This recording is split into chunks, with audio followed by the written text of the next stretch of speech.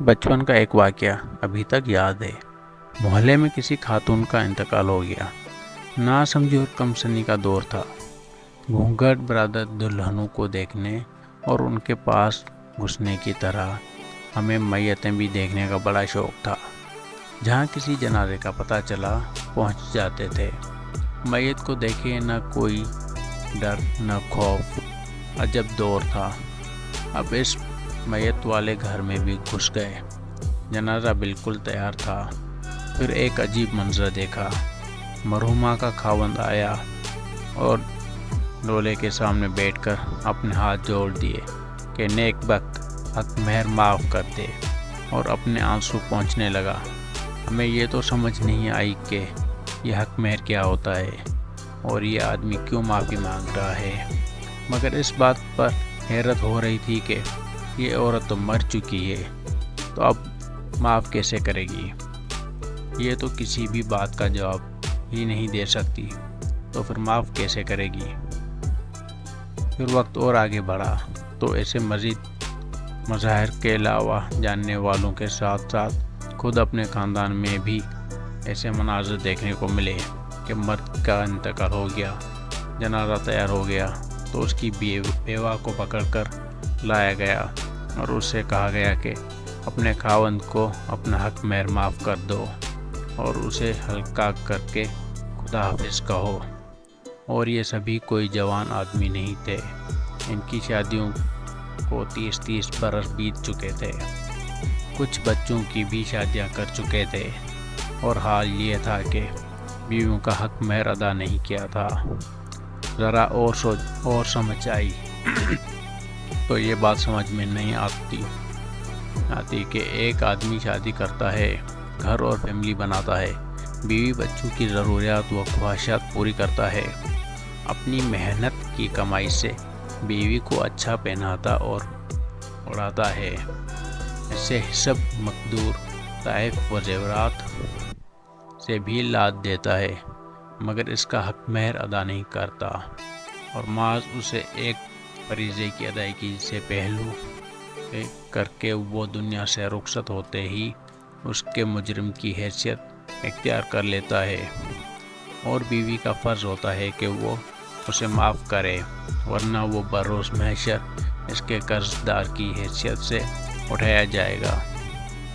پھر وجہ یہی سمجھ آئی کہ ہمارے معاشرے میں کسی بھی عورت کا شوہر سے اپنا حق مہر طلب کرنا کسی گناہ یا گالی سے کم نہیں سمجھا جاتا، اور فرض کر لیا گیا ہے کہ حق مہر کی ادائیگی صرف طلاق ہی کی صورت میں ضروری ہے، اور اگر عورت نے خلا لے لی ہے تو پھر اتنا تکلیف بھی نہیں۔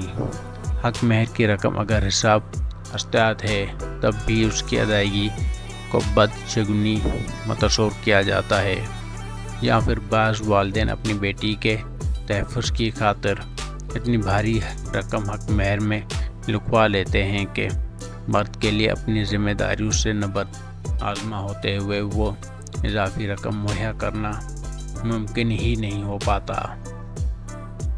اور کہیں تو اس بارے میں سوچا ہی نہیں جاتا، اور مشاہدے میں آتا ہے کہ ازدواجی زندگی اگر تلخیوں اور ناچاکیوں کا شکار ہو جائے تو بعض شاطر مرد جان بوجھ کر ایسے حالات پیدا کر دیتے ہیں کہ عورت عاجز آ کر خلا لینے پر مجبور ہو جائے تاکہ بے غیرت حق مہر کی ادائیگی سے بچ جائے۔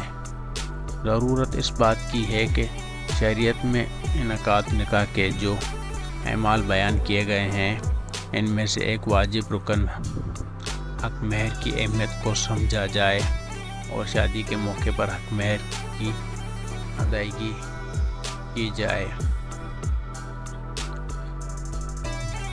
وہ عام حالات میں ہی بلکہ اپنی پہلی فرصت میں اسے بآسانی ادا کر سکے، نہ کہ جنازے پر معافیات تلافیاں ہوں۔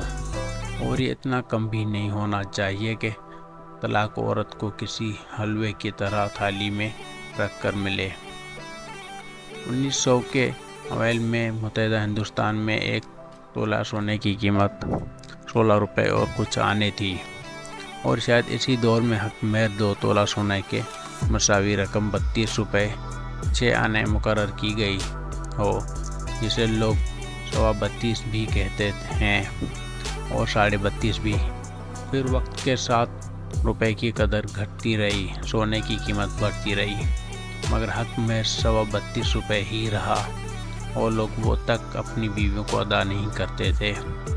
पूरी 1 सदी बीत गई, मगर ये रस्म बरसगीर में आज भी कहीं ना कहीं जारी है।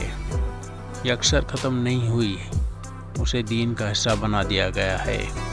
लोग हसब मकदूर बुरी में तलाई जेवरात चढ़ाते ज़रूर हैं, मगर 100 साल पहले के 32.25 रुपये का हिसाब नहीं निकालते कि वो आज की कितनी रकम बनती है।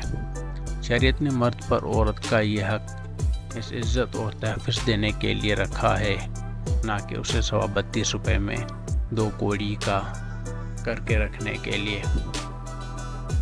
कम से कम महर फातिमे को ही मिसाल बना लिया जाता, जो कि 500 दरहम था। 32.25 रुपये का शहर आज भी बहुत सू के सर पर सवार है, टूट के नहीं दे रहा।